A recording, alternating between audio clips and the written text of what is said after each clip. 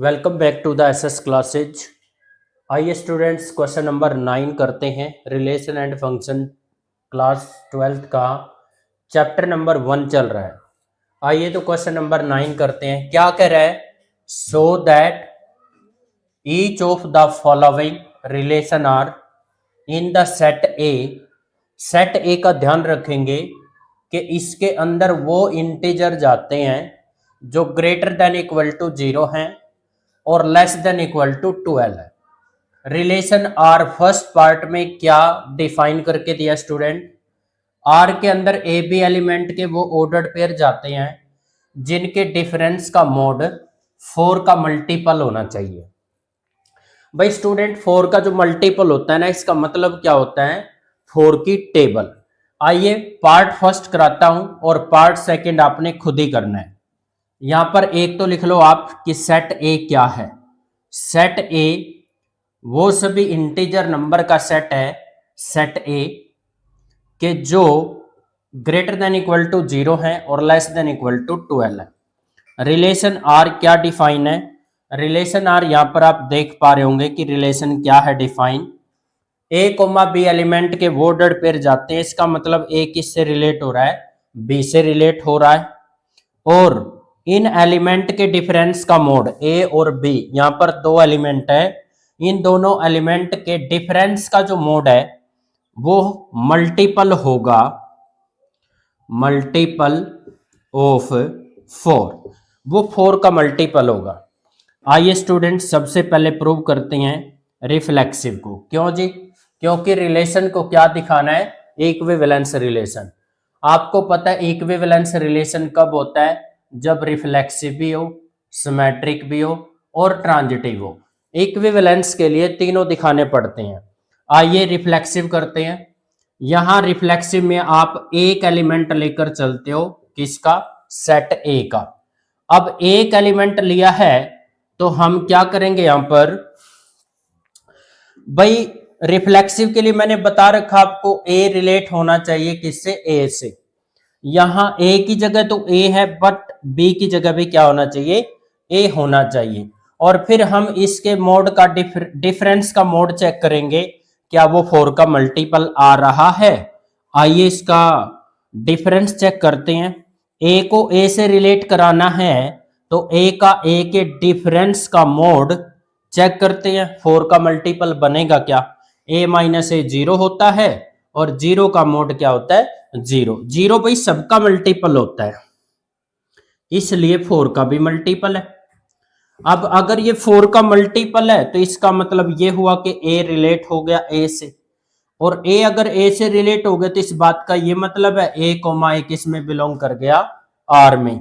For all A belongs to set A, so therefore R is reflexive on set A. तो हमने अभी इसका reflexive किया है। आइए स्टूडेंट इसका सिमेट्रिक करते हैं। हम रिफ्लेक्सिव डिस्कस कर चुके हैं। आपको पता है स्टूडेंट सिमेट्रिक कब होता है? जब ए कोमा बी आर में हो तो बी कोमा ए भी किस में होना चाहिए? आर में होना चाहिए। तभी कोई रिलेशन क्या बनता है? सिमेट्रिक बनता है। मतलब इसके लिए हमें दो एलिमेंट लेके चलने पड़ेंगे, सेट में बिलोंग करेंगे। सेट चल रहा है यहां पर A B such that A comma B belongs to R implies A related to B। और A related to B का क्या मतलब है? इन दोनों एलिमेंट के डिफरेंस का जो मोड है वो हमारा क्या होगा? मल्टीपल होगा स्टूडेंट। किसका मल्टीपल होगा? 4 का। ओके जी।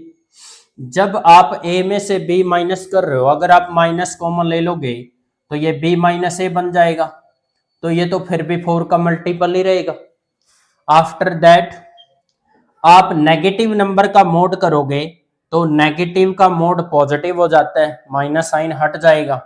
ये फिर भी क्या है? ये फिर भी मल्टीपल है। किसका जी? 4 का।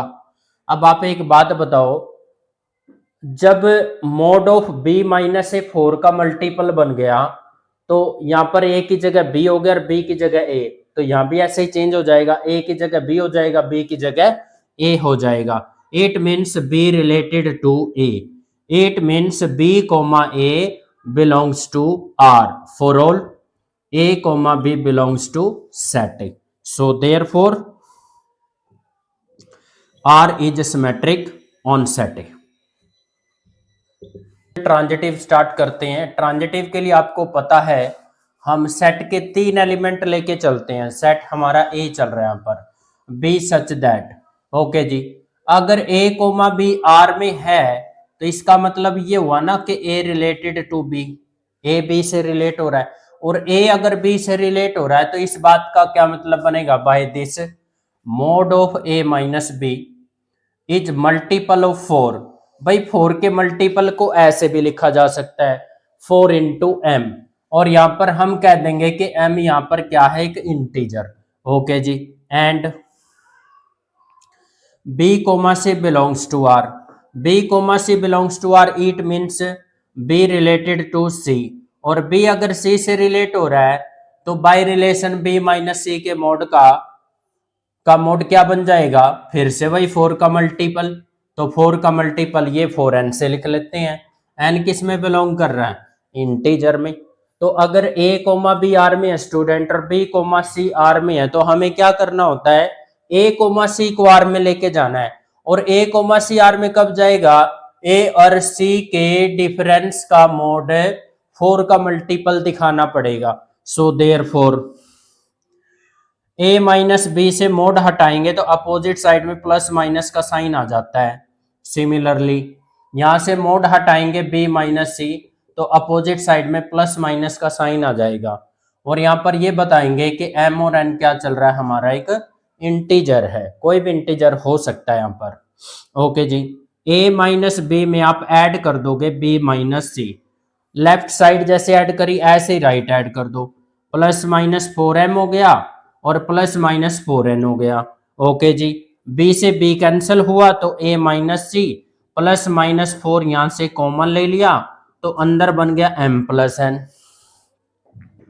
वापिस प्लस माइनस हटाएंगे तो वापिस फिर इस पे मोड लग जाएगा 4 इंटू एम प्लस एन।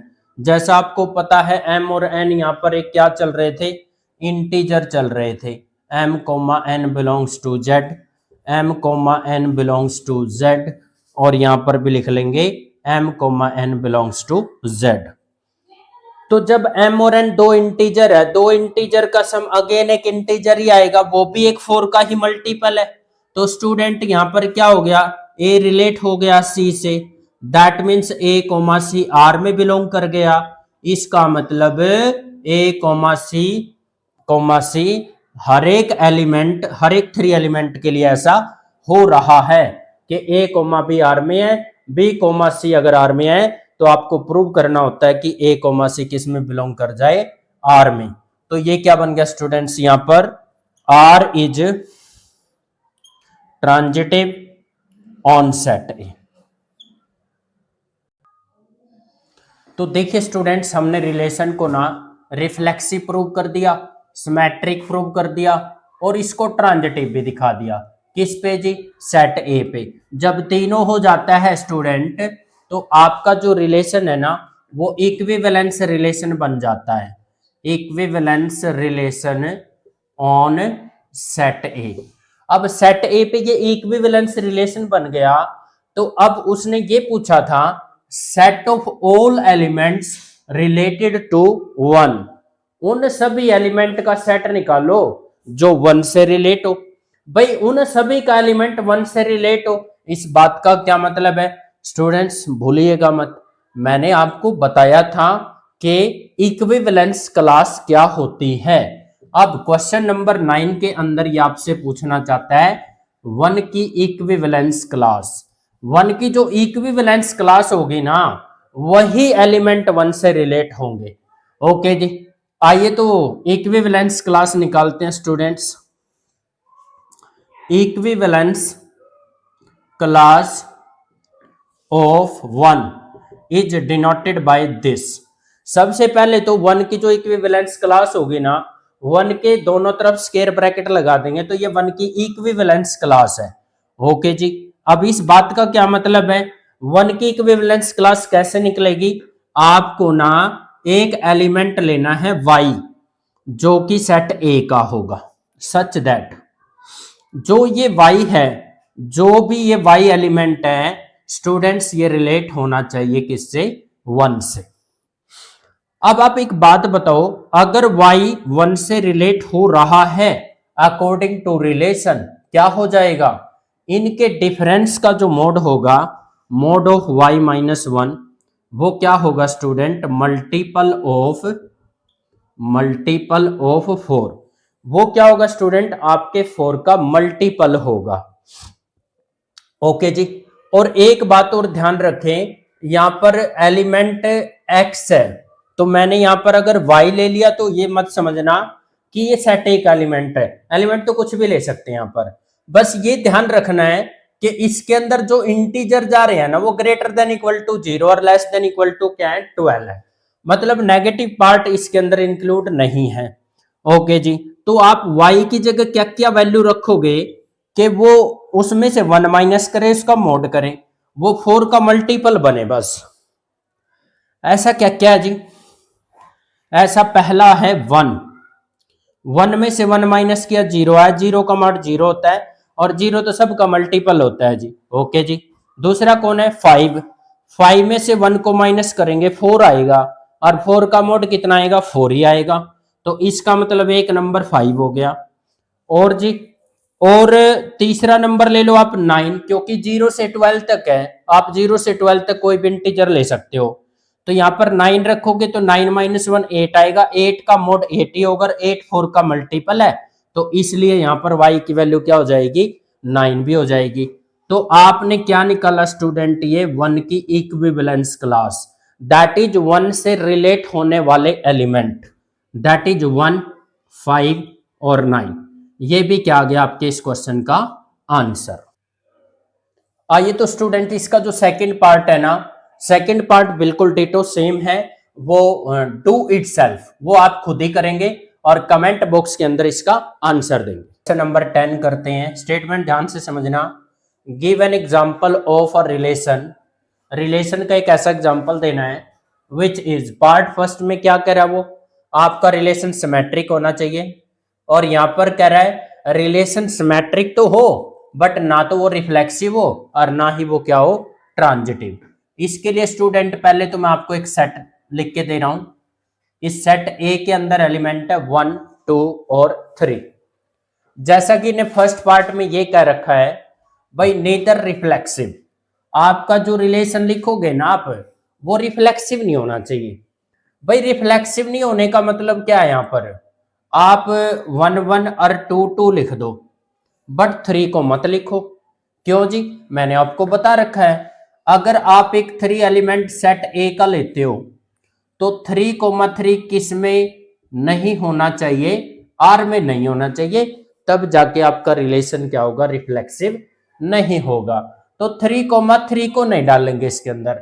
अगर 3,3 डाल दिया तो फिर तो ये रिफ्लेक्सिव हो जाएगा, लेकिन दिखाना क्या है? Not reflexive. Okay, very good.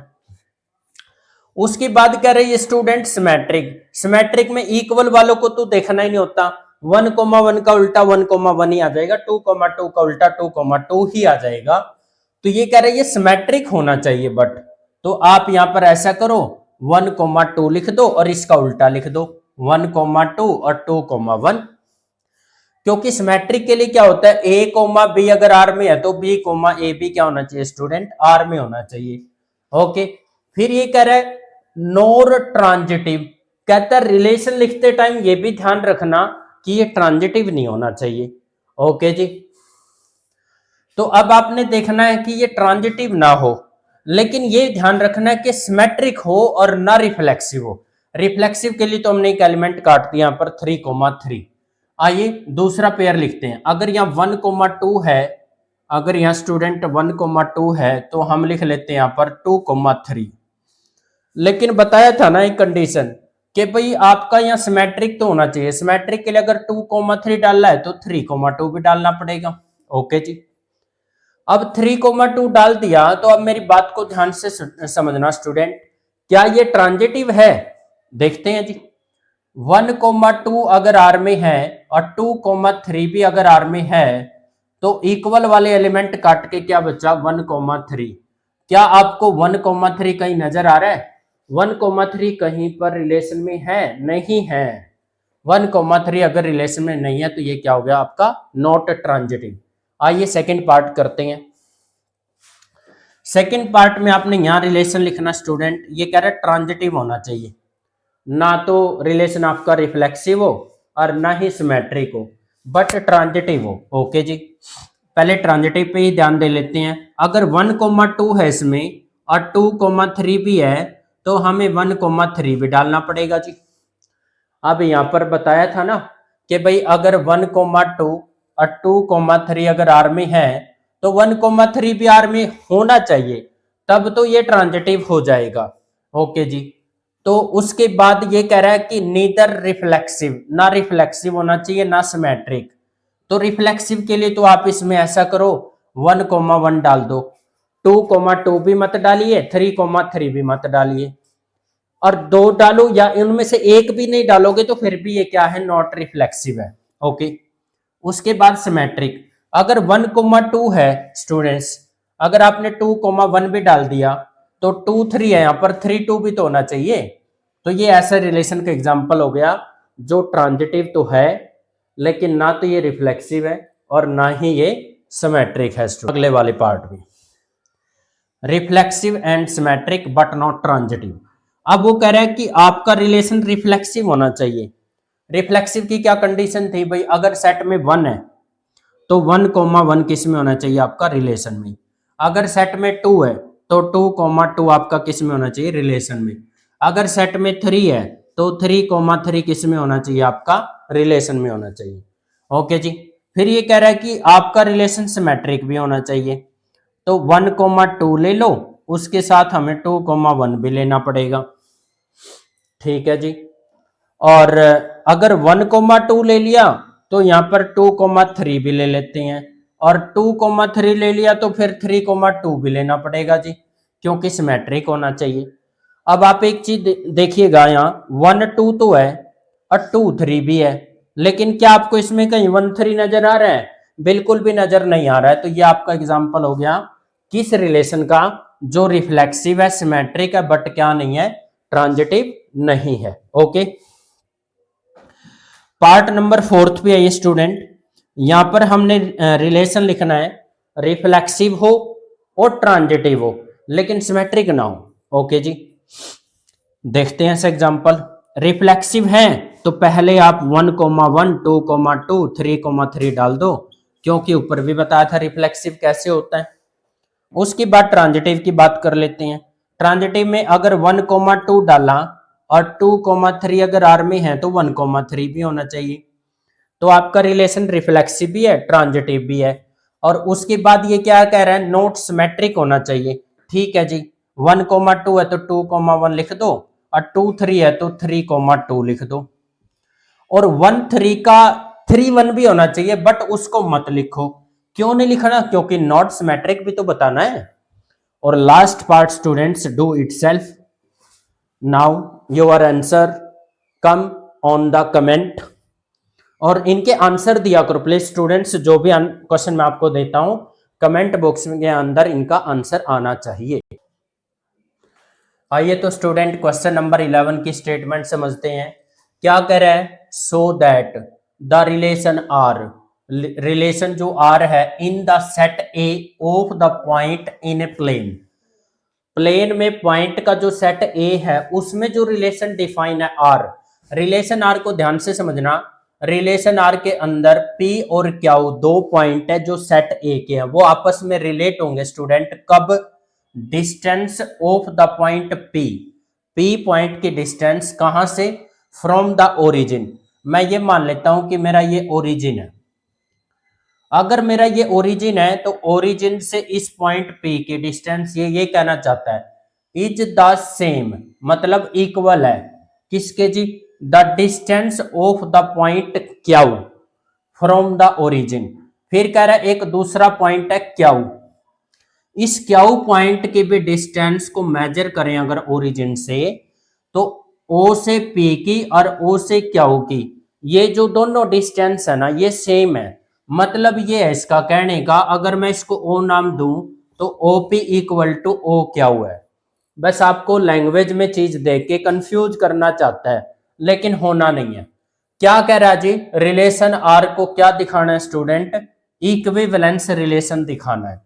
आगे क्या कह रहे हैं, एक बात और प्रूव करनी है, so that the set of all point, उन सभी पॉइंट का set related to the point P, भाई उन सभी पॉइंट का सेट निकालो जो P से रिलेट हो रहा हो, और वो क्या बनेगा students, circle passing through the point P से पास होने वाला वो एक सर्कल होगा, with origin has the centre, जिस सर्कल का सेंटर है वो क्या होगा, ओरिजिन। मैं आपको यहां पर दो बातें क्लियर कर देता हूं। एक तो जो इसने ए कह रखा है, जो ए सेट है ना, वो है स्टूडेंट पॉइंट्स का, प्लेन के अंदर जो पॉइंट्स हैं उनका क्या है, ये एक सेट है। और जो रिलेशन आ रहा है वो क्या कहना चाहता है, यहां पर रिलेशन ये कहना चाहता है कि जो सेट ए है इसके दो पॉइंट आपस में रिलेट कर रहे हैं पी क्यू नाम के। कब रिलेट करेंगे, जब आपका ओपी इक्वल टू होगा किसके, ओ क्यू का। तो आइए अब इसको रिफ्लेक्सिव प्रूव करते हैं, सिमेट्रिक प्रूव करते हैं, ट्रांजिटिव प्रूव करते हैं। आइए तो स्टूडेंट सेट ए ये दे रखा है और आर ये दे रखा है, जो कि मैं अभी समझा के आया हूं आपको। तो सबसे पहले इसको क्या दिखाते हैं, रिफ्लेक्सिव। भाई रिफ्लेक्सिव के लिए क्या करना होता है स्टूडेंट, सेट का पॉइंट लेते हैं, और सेट किसका पॉइंट है, पॉइंटों का सेट है। स्टूडेंट आप पॉइंट पढ़ते आए हो, तो हम पॉइंट को कैपिटल लेटर से डिनोट करते हैं, कंफ्यूज मत होना। इससे पहले जितने भी क्वेश्चन आए थे ना, हमने एलिमेंट को स्मॉल लेटर से लिखा था, लेकिन इसमें कैपिटल लेटर से क्यों लिखा, क्योंकि ये पॉइंटर, पॉइंट को कैपिटल लेटर से डिनोट किया जाता है, बी सच दैट। तो मुझे ये बताओ, हमने P को P से रिलेट कराना है। पहले तो बात यहां देख लो, जो P है ना आपका, वो Q से कब रिलेट होगा। ध्यान रखना, R यहां रिलेशन चल रहा है और P Q यहां पर पॉइंट चल रही है। P Q से तब रिलेट होगा जब आपका P की ओरिजिन से डिस्टेंस और Q की भी ओरिजिन से डिस्टेंस क्या होगी, सेम होगी। मतलब OP इक्वल टू O क्या होना चाहिए। तो मुझे ये बताओ, मैंने P को रिलेट कराना है P से, तो क्या होना चाहिए, Q की जगह भी P हो जाना चाहिए। और भाई ये बात कहने की है, OP तो OP के इक्वल होता ही है। सो देयरफॉर यहां पर लिख देंगे हम OP is equal to OP। Okay ji, this is implies P related to P। Okay, this is implies P comma P belongs to R, therefore for all P belongs to set A, so R is symmetric। यहां पर R क्या हो जाएगा आपका, set A पर symmetric. तो आइए अब इसको प्रूव करते हैं। सिमेट्रिक नहीं, सॉरी, यहां पर रिलेशन हमने रिफ्लेक्सिव प्रूव किया है, सिमेट्रिक नहीं है यहां पर आपका रिलेशन हमने क्या प्रूव किया है, रिफ्लेक्सिव प्रूव किया है। सिमेट्रिक तो अब करेंगे। सिमेट्रिक के लिए आपको दो पॉइंट लेके चलने पड़ते हैं, दो पॉइंट P और Q लिए, ये सेट A के हैं, be such that P comma Q R में बिलोंग करता है। तो ये तो लेके चलते हैं, और Q कोमा P R में दिखाते हैं। अगर P कोमा Q R में है तो इसका मतलब OP इक्वल टू O क्या हुआ है, और OP इक्वल टू O क्या हुआ है, तो क्या हम इसको O क्या इक्वल टू OP नहीं लिख सकते भाई, बिल्कुल लिख सकते हैं। और OP O क्या इक्वल टू OP लिख दिया तो इसका मतलब तो ये हो गया ना, Q रिलेटेड टू P। और यदि Q रिलेटेड टू P है तो Q कोमा P किस में बिलोंग कर गया, R में। For all P comma Q belongs to set A. P comma Q R में बिलोंग करा, लेके चले थे, Q कोमा P दिखा दिया, तो R क्या बन गया हमारा, symmetric on set A. Friends इसका ट्रांजिटिव प्रूव करते हैं, बहुत ही आसान क्वेश्चन है। ट्रांजिटिव के लिए आपको पता है P Q R तो नहीं लेंगे, S लेंगे, नहीं तो R ले लिया तो पॉइंट में रिलेशन में कंफ्यूज हो जाएंगे। Be such that P comma Q R में बिलोंग करता है, तो it means by the relation OP equal to क्या हो गया, O Q, and Q comma S belongs to R, that means O Q is equal to क्या हो जाएगा, ओ एस। और देखिए ध्यान से, ओ पी ओ क्याऊ के इक्वल है और ओ क्याऊ ओ पी के इक्वल है, तो इट मीन्स ये हुआ ना, ओ पी किसके इक्वल है, ओ एस के। और ओ पी अगर ओ एस के इक्वल है तो इसका मतलब पी क्या है, रिलेट हो रहा है किससे, एस से।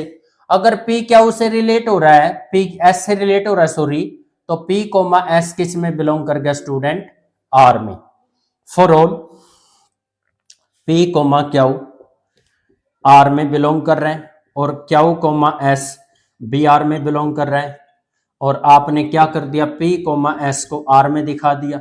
For all P Q S belongs to set student, so therefore R is transitive. यहां पर जो मेरा आर है वो क्या हो गया, ट्रांजिटिव हो गया, किस पे, सेट ए पे। आगे क्या दिखाना था, मैंने आपको स्टेटमेंट के अंदर समझाया था कि वो सभी पॉइंट का सेट निकालना है स्टूडेंट्स जो पी से रिलेट हो रहा है, और वो एक सर्कल होगा और उसका सेंटर कौन होगा, ओरिजिन। स्टूडेंट्स निकालते हैं सेट किनका, उन सभी पॉइंट का जो पी से रिलेट हो रहे हैं। पी से रिलेट होने वाले जो पॉइंट होंगे स्टूडेंट्स, वो कौन होगा, पी की इक्विवेलेंस क्लास होगी। क्वेश्चन नंबर 9 में भी बताई थी ये बात, फिर से रिपीट हो रही है। ओके जी, इसके अंदर सेट ए के वो सभी क्या एलिमेंट जाएंगे जो किससे रिलेट होंगे, पी से रिलेट होंगे स्टूडेंट्स। ओके जी, अब मुझे एक बात बताओ, अगर क्याऊ पॉइंट पी से रिलेट हो रहा है तो इसका मतलब ओ क्याऊ किसके इक्वल हो गया, ओ पी के। देखिए स्टूडेंट्स, हो सकता अभी थोड़ी क्लैरिटी ना ही हो, तो छोड़ेंगे नहीं, पूरी क्लैरिटी के साथ समझाएंगे, आप बस ध्यान से देखते रहिएगा। ओ क्याऊ इक्वल टू ओ पी, ये तो कैसे आया, बाय रिलेशन से आया। अगर पी क्याऊ से रिलेट हो जाए तो ओ क्याऊ और ओ पी क्या होता है, इक्वल होता है, ये रिलेशन कह रहा है। अच्छा जी, अब मैंने यहां पर एक पॉइंट लिया P और मैंने इसकी डिस्टेंस देखी कहां से, ओरिजिन से। अब मैं एक दूसरा पॉइंट ले रहा हूं क्याऊ। अच्छा, ये जो क्याऊ पॉइंट है ना, ये सेट ए का कोई भी एलिमेंट हो सकता है, मूविंग पॉइंट है ये, आप इसको आर्बिट्री पॉइंट कह सकते हो। मैं ओ की क्याऊ से डिस्टेंस देखी जब मैंने, तो वो ओपी के इक्वल मिली। फिर मैंने देखा क्याऊ को यहां नहीं लेना चाहते, थोड़ा सा आगे ले लो। ओ क्याऊ आपने देखा वो भी ओपी के इक्वल था, आपने क्याऊ पॉइंट को और आगे लिया तो ओपी इक्वल टू क्या है, अभी भी ओ क्याऊ है। फिर आपने क्याऊ को यहां पर ले लिया।